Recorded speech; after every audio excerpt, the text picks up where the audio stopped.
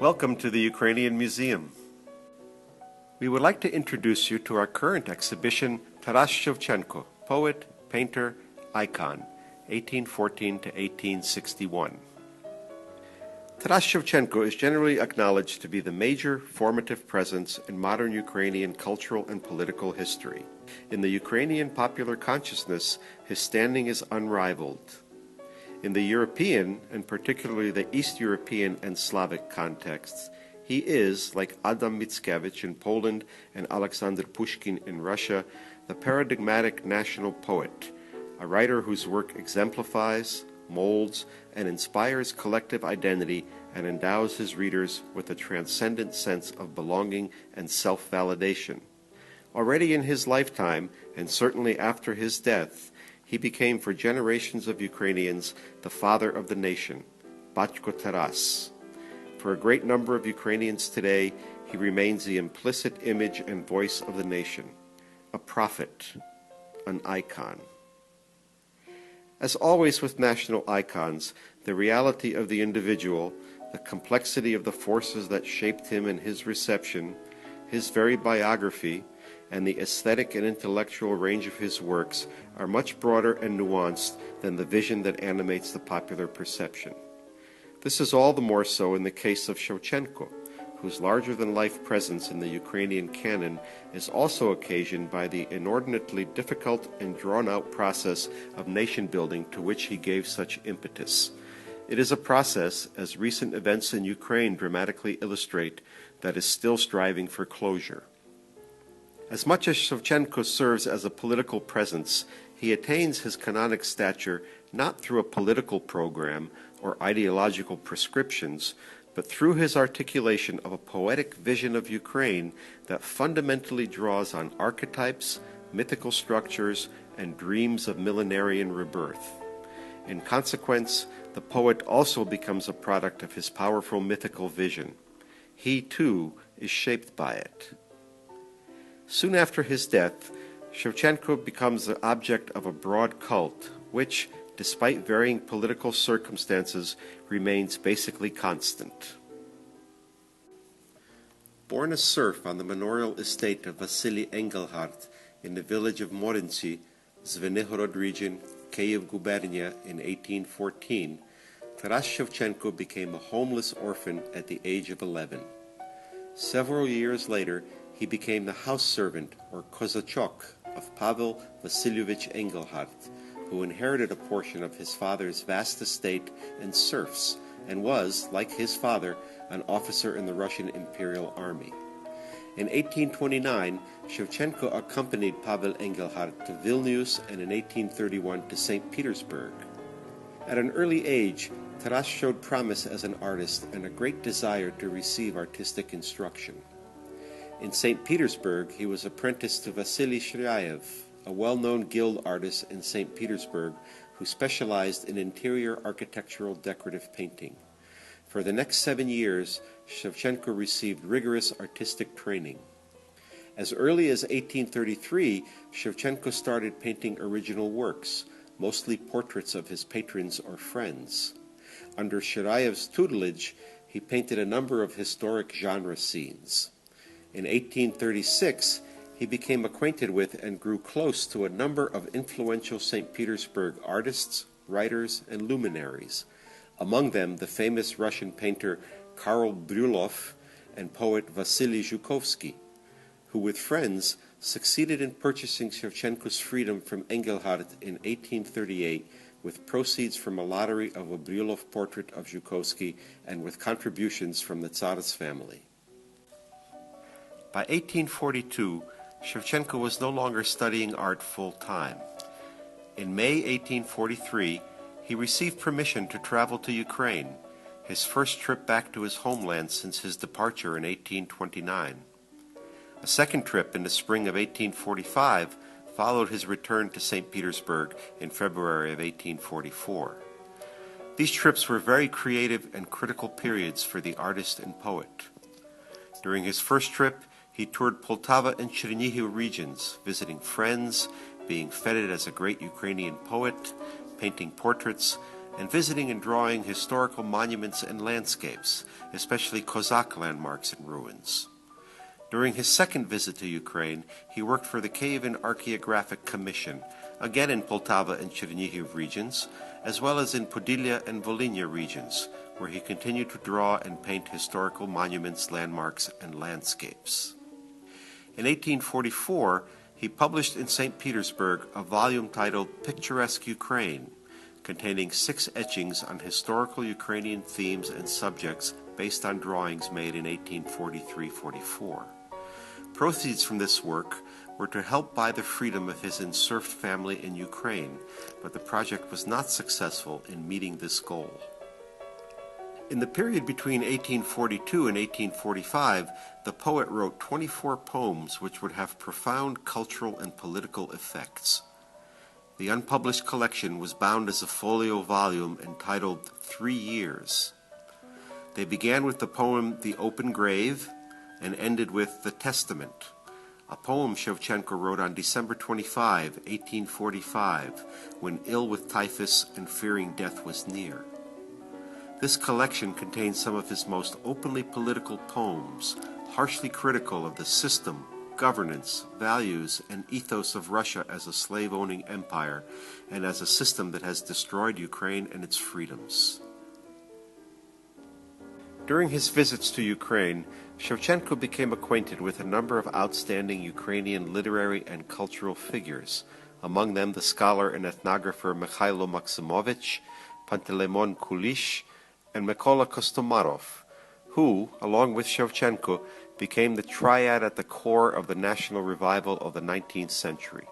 Shevchenko joined Kulish and a group of young Ukrainian intellectuals who were known as the Brotherhood of Saints Cyril and Methodius, an alleged secret society. During their meetings, they discussed various matters relating to Ukraine and its future in the context of Christian gospel morality and various Slavophile notions, among them the idea of a future Slavic union or confederation. Among the topics discussed were certainly the iniquity of serfdom and ideas of Cossack populist democracy, without slave or lord, as a possible model for a new and just order. The group was denounced to the secret police, and a number of people were arrested and sent to St. Petersburg for trial. Many of the group possessed copies of Shevchenko's 3 Years when apprehended. Shevchenko himself had a copy of the collection in his possession when he was arrested on April 5, 1847. Of all of the alleged members of the Brotherhood, Shevchenko, as author of this rebellious and criminal literature, received the harshest sentence. He was exiled to military service with the Orenburg Corps at the distant southeast border of the empire. At the insistence of Tsar Nicholas I, Shevchenko was to be kept, quote, under the strictest surveillance, prohibited from writing or painting. Although his sentence forbade him from painting and writing, Shevchenko was able to do both during his time at Orenburg from 1847 to 1850. As a recent arrival from St. Petersburg, a known poet, a political exile, and an artist, he was somewhat of a celebrity. As a result, he became friends with a number of officers and was allowed to live outside of the fortress and to have considerable free time. Shevchenko even became somewhat of an unofficial portraitist for the local military and civil service establishment in the Orenburg province. In May 1848, he was enlisted to be the artist of an 18-month expedition to chart the Aral Sea. He was supposed to record the region's flora, fauna, and geology. His exile landscape drawings and watercolors surpassed the level of mere technical and scientific reportage, providing very subtle and often lyrical accounts of the Kazakh land within the framework of the romantic concept of the sublime. The early years of Shevchenko's imprisonment following his arrest in Kyiv and exile to Orenburg were also among his most productive in terms of writing poetry. In Orenburg, he completed the final of 13 poems he titled In Prison. Over his first 3 years of exile, he produced some of his best poetry and nearly half of his entire lifelong poetic output. The poetry became more personal and confessional and focused on his role as a poet and the meaning of that calling. In April 1850, an officer at Orenburg with whom Shevchenko had come in conflict, and whose portrait he had painted just 2 months earlier, informed the authorities that Shevchenko was violating the terms of his penal service by painting. He was arrested April 23, 1850, and transferred to the prison in Orsk Fortress for several months, then to the Novopetrovsk Fortress on the Mangishlak Peninsula on the eastern shore of the Caspian Sea. Shevchenko would remain there for the next 7 years. Life in Novopetrovsk was considerably harsher than before, as it entailed living in the barracks, much military drill, and little privacy. During the later years of his exile in Novopetrovsk from 1850 to 1857, Taras Shevchenko's works expressed a particular sense of introspection and self-expression under extremely straitened and inhospitable circumstances. He wrote 20 novellas, several of which were explicitly autobiographical. In his art, he often positioned himself in the scene as a participant or witness. His series of 8 sepia paintings that comprise the allegorical Parable of the Prodigal Son, which he created in late 1856 and early 1857, were intended by Shevchenko to be a critique of the degraded contemporary Ukrainian merchant class. Scholars have commented that these paintings expose the cruelty and inhumanity of Tsar Nicholas's Russian Empire, and have suggested that they allegorically traced a symbolic autobiography of the artist, his fall, and his redemption. Others have interpreted the series as an allegory of the corruption and fall of Ukraine's cultural and political elite in the face of Russian imperial subjugation and domination, and Shevchenko's hope for its redemption. Shevchenko's role as witness is also expressed in his drawings and paintings of the nomadic and Islamic culture and inhabitants of the Kazakh and Turkmen inhabitants of the Mangishlak Peninsula, and in images from his harsh life in the barracks in Novopetrovsk. In a number of images, he inserted himself, not as an active participant, but as someone in the background, observing the proceedings, sometimes an unwilling participant, clearly a reflection of his status in captivity. On May 10, 1857, Shevchenko received news of his official release from confinement in Novopetrovsk. It was not until August 1 that he received permission to leave the fortress, and not until March 27, 1858, that he finally arrived in St. Petersburg. Much of Shevchenko's return journey and initial months in St. Petersburg were spent on receptions and banquets in his honor by his Ukrainian community, which recognized him as a national poet, and by his Russian and Polish friends and admirers. The years of 1857-1860 were creative ones for the poet and artist. During his return journey, he began to revise the bulk of the poetry he had written in exile and to create several new poems for a projected edition of his later poetry. He also made a decision to turn to etching as a way of bringing his work to a broader audience. In 1858, he began working under the supervision of the Academy of Arts professor Fyodor Yordan on the technique of aquatint and began combining it with etching technique.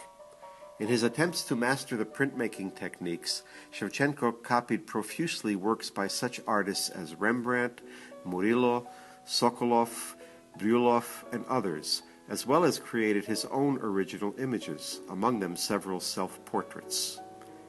In September 1860, Shevchenko was officially recognized as an academic engraver and was granted membership status in the St. Petersburg Academy of Arts. Shevchenko traveled one more time to Ukraine in the summer of 1859 to visit friends and family, and with hopes of finding a wife and purchasing land near Kaniv on which to settle permanently. He was unsuccessful on both counts, as he was arrested only 2 months after his arrival in Ukraine for blasphemous and subversive speech. Although the charges were eventually dropped, he was forced to return to St. Petersburg. During the winter of 1860-1861, Shevchenko became seriously ill. He died of heart and liver complications on March 10, 1861. From very early in his career as an artist, Taras Shevchenko showed skill as a portraitist. Among his first was a watercolor portrait of his master, Pavel Engelhardt, painted in 1833. Over the next 3 decades, Shevchenko produced dozens of portraits, some to generate income, but many others as homage to his friends and colleagues, or to show his gratitude for their hospitality, friendship, and support. His skill as a portraitist increased greatly with his training with Shirayev and Brudolf at the Academy of Art in St. Petersburg. His later works feature enhanced spatial depth, light and color modeling, as well as more subtle likenesses of his sitters. While most of Shevchenko's portraits were painted in watercolor, he produced several paintings in oil and a number in sepia, drawings in pencil and ink, and etchings. Throughout his artistic and literary career, Shevchenko created a number of self-portraits, starting with an oil painting of the poet as a young man in 1840. This act of self-portraiture was an expression of Shevchenko's never-ending focus and evaluation on who he was, on his struggle between his private and public histories and identities. During his exile, the self-portraits affirmed his living and creating presence, and his resistance to a soulless regime that for 10 years willed him into non-existence and deposited him in Tsar Nicholas's trash heap. Through his poetry and his art, he constantly played with the idea of self-fashioning. In the later years of his exile and freedom, he often posed as a prophet and a seer, which underlined his status as a national poet and further contributed to his beatification as an intellectual, artistic, and political icon for Ukrainian culture. Shevchenko's reception in the years after his death divides into the intellectual on the one hand and the popular, even cultic, on the other. On the scholarly and academic side, his legacy established the fundamental milestones of modern Ukrainian intellectual history. As early as 1879, Mikhailo Drahomanov, writing on the early political and literary reception of Shevchenko, noted that virtually every party and ideology strove to arm itself with the name and stature of Shevchenko. The Soviets focused on Shevchenko as a revolutionary democrat, choosing to ignore his fundamental emphasis on national memory and on a biblical millenarian vision of revival. On the popular and cultic side, the Shevchenko reception swelled into a broad stream of publications, events, and projects that marked and continue to mark out Ukrainian identity and aspirations. Shevchenko became an archetypal locus of cultural identity, a marker of collective memory and of the sacred in the collective Ukrainian consciousness. During the months of demonstrations on the Maidan in Kyiv and other cities in Ukraine, and opposition to the government of ousted President Yanukovych in late 2013 and early 2014, his symbolic presence, from his poetry to his image on everything from posters to the shields carried by demonstrators, is an important reminder of his continued importance as a marker of collective identity and a striving for cultural dignity and justice. Today, Taras Shevchenko is honored with hundreds of monuments throughout Ukraine and the world.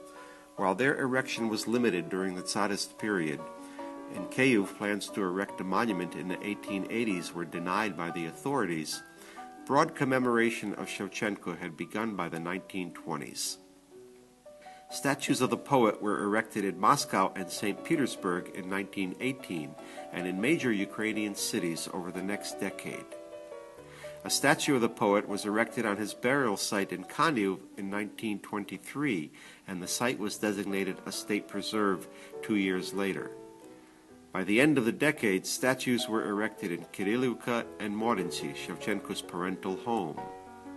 It was not until 1939 that a large statue, still extant, was erected in Kyiv, and not until 1992 that a large monument was finally erected in Lviv. Today, more than 600 monuments to Shevchenko stand in at least 19 countries, from Argentina to Uzbekistan.